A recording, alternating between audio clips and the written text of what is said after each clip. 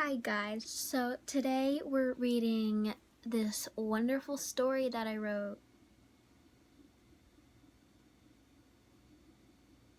What the fuck is that? Never mind, it's the dryer. We're okay. It's just not gonna stop. It's creeping me out. Anyway, so today we're reading this old story that I wrote. We're gonna have to check. When was this? Please be a long time ago, or else I'll be very embarrassed. Let's see. I started it 3 years ago. Ooh. Hot. Anyway, we're gonna read it. It might be a little cringy, but we'll see. You know, we'll jump into this together. It's been a hot minute since I read this. Alright, hold on. Let me get into character. This is called The Crimson Blade by yours truly. I'm having the most horrid dream. I'm sleeping in the middle of the day like I am right now. My perspective changes from me to me sleeping into the living room. Something appears in the chimney. Fabric and ashes combine as they fly everywhere. The black cloth settles, revealing a girl. She wears a crimson fabric that covers one of her gray turquoise eyes and wraps down and around her shoulder. Her long charcoal hair is half tucked into the red fabric, pieces sticking out from it. Dark freckles peek from the section of her face left revealed. She's barefoot and wears a dark gray oversized dress. The girl looks around. Her eyes, or eye, serious and cold. She steps from the fireplace. Only the ball of her feet and her toes touch the ground as she walks to the hallway. She grips a knife.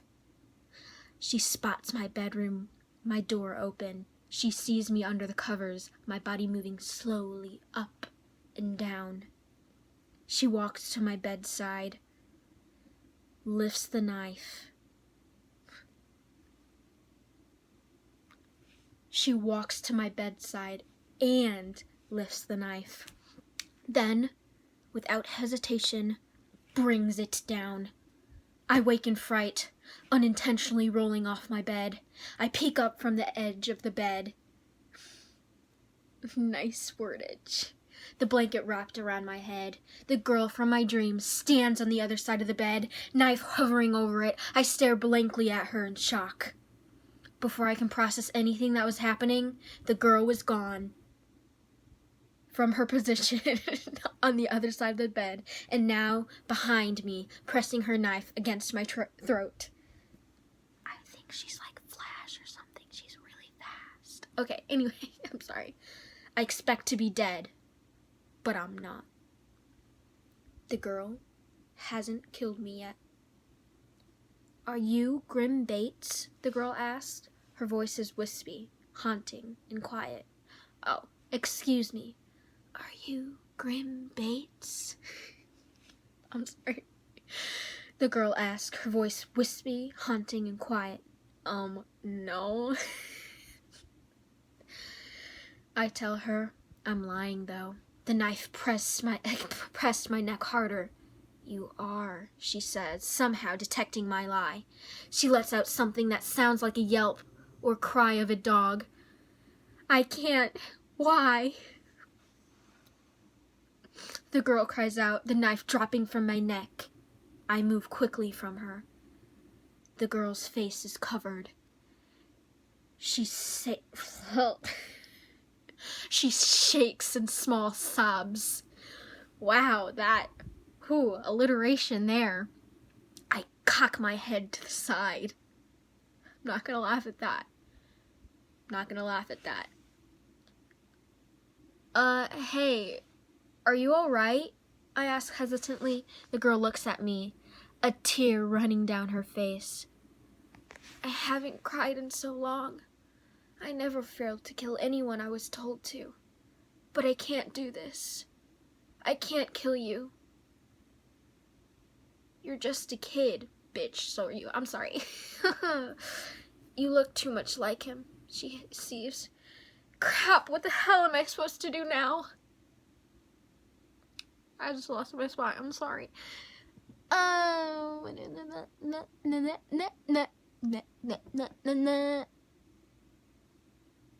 voice sounds like a normal kid now, frustrated about losing her homework. Why am I still here, talking out loud to someone I was supposed to kill? Good question, girly. I'm sorry. His reaction makes zero sense, but we're just gonna keep on reading. Can I ask you why you're trying to kill me? I ask her. She looks at me. Because I was told to? Duh. I'm an assassin. I take jobs from certain people. And... Sorry, I have grammatical issues here. And they tell me who to kill. Then I get paid afterwards. No fucking shit. Her voice again wispy. She gets up, wipes a tear from her eye, and stands on the window. Uh-oh. I don't deserve to live, you know. I hate my life. Angsty. My past. I hate all of it. But if I jump from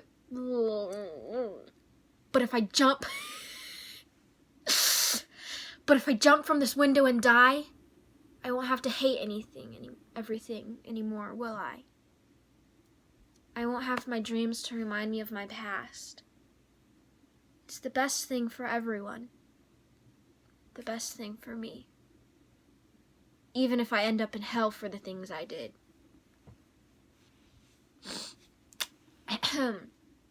I couldn't believe my eyes. I was about to watch a girl commit suicide from my window. Not a situation you get in every day, isn't it? She starts to jump. I run to the window. I arrive as she jumps. I reach from the window and grab her arm. The red cloth falls from her face down to the pavement below. She looks up at me. Her face full of sorrow. Please let me go. Please let me fall. She begs. I pull her up, using all my strength. She sits on the floor against the wall, looking down. Sorry, I have to scroll. You know, you can always change. You have a choice. Everyone has a choice. You have something to live for. It may not seem like it yet, but you do. I tell her. She doesn't say anything, keeping her head down. We wait in silence. I tried to kill you, she says finally. But you didn't. Why didn't you? I ask, feeling bad for her. Because you look like an old friend. I can tell you're a kind person. I can tell you're different somehow.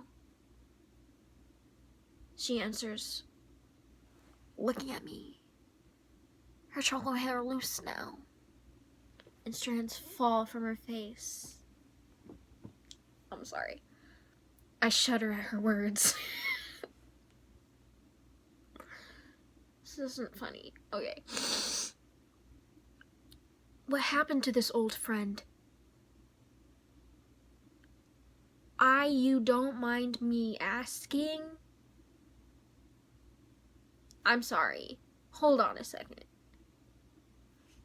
If you don't mind me, if you don't mind my asking. I get nosy on accident. Same. She doesn't seem to mind, though. He died a long time ago. He was murdered. By my father. She says, the back of my neck tingles. My dad was a terrible man. He had a bad temper. One day, my friend and I went into the woods to explore without telling anyone when we got lost. We couldn't find our way back when my father came and found us. He got so mad at me. I just lost my spot again, I'm sorry.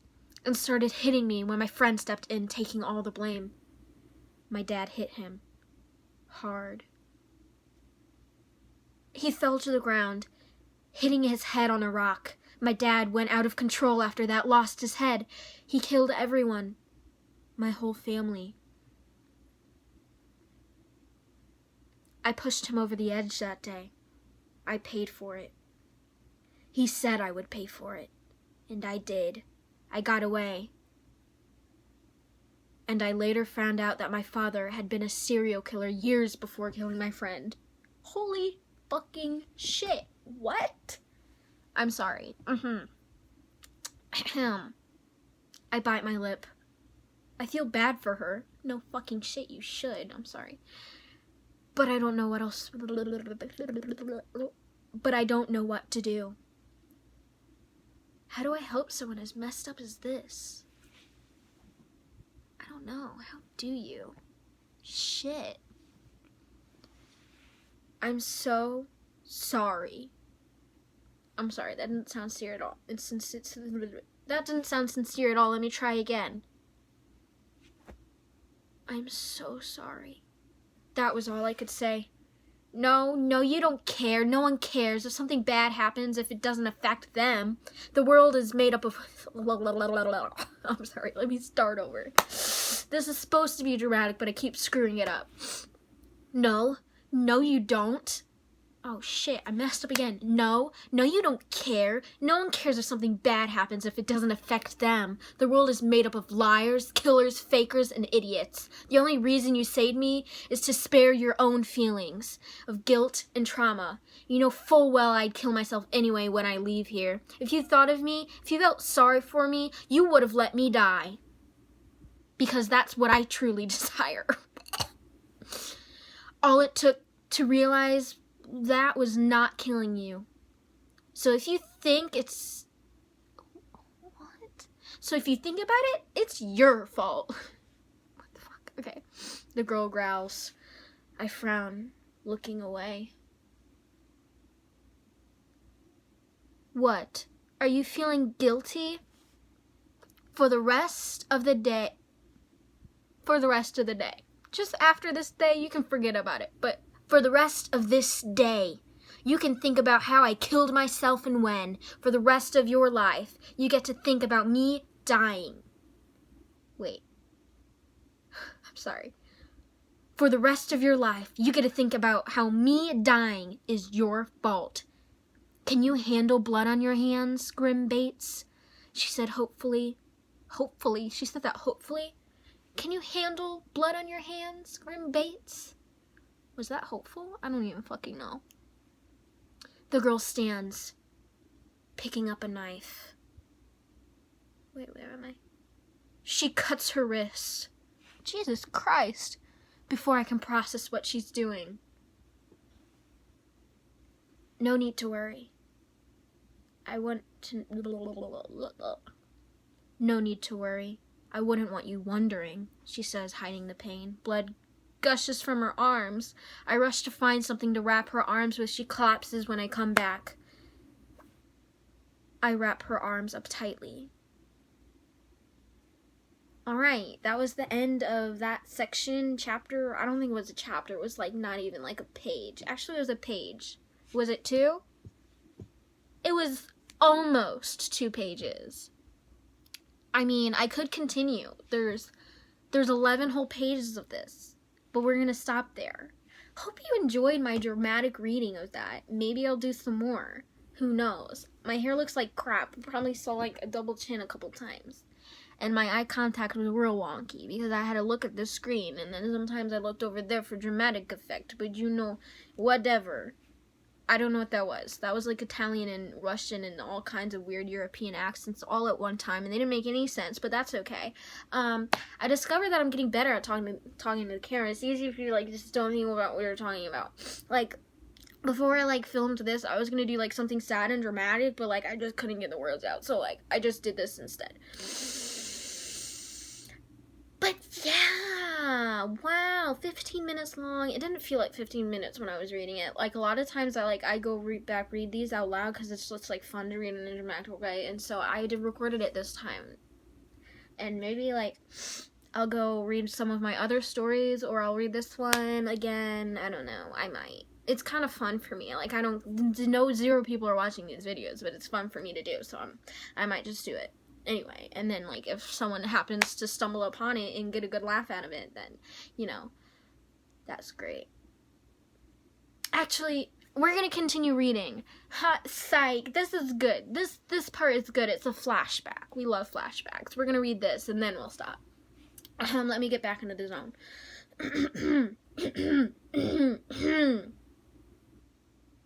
Okay, hold on. Let me scroll a little bit.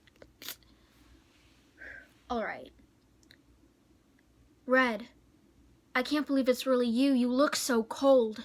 A familiar voice whispers to Crimson in the distance, sounding disappointed. Crimson looks around to identify the voice. I'm sorry, that was dumb. That sounds so familiar and soft. She spots it. Her one regret. Her best friend standing before her. Crimson bursts into tears, stumbling to her feet. Oh, shit. Maddie, is it really you? I missed you so much. She wraps her arms around him. He's warm, and his presence is sweet and light. I can't say it.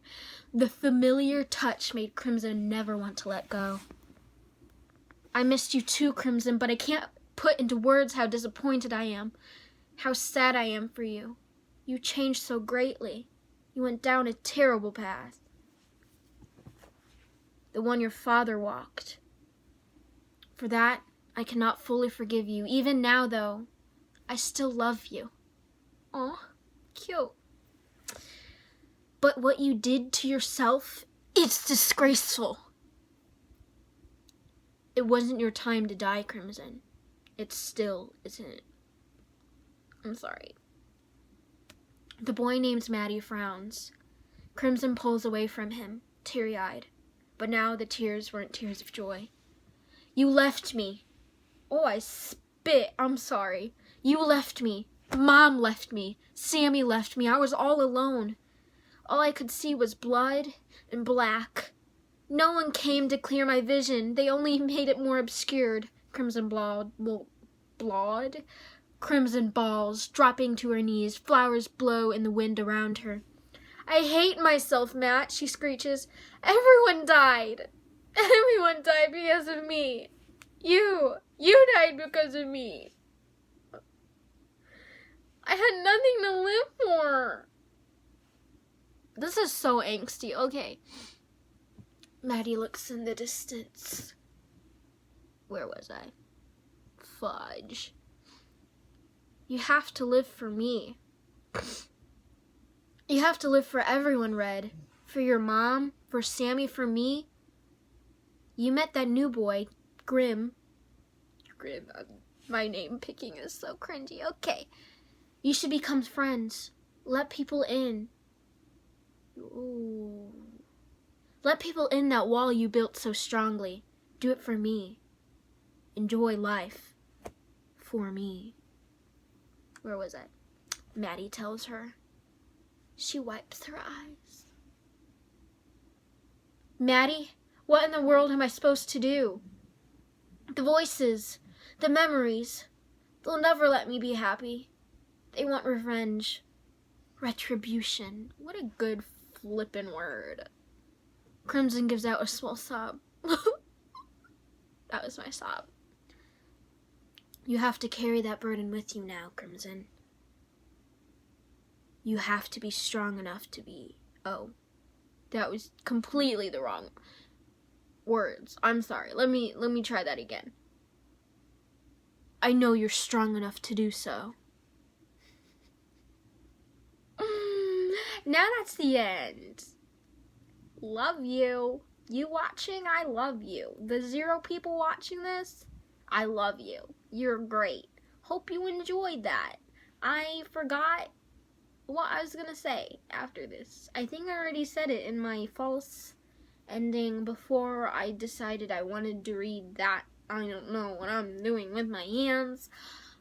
But yeah, so goodbye. Have a lovely flippin' day. You probably heard my dog moving around. You probably had some weird camera angles. I'm just gonna eat some sweet tarts because they're good. Ew, yellow and orange. Grocery cars, but it's fine. You know, sponsored. Just kidding, it's not. And like, that's all. So, bye.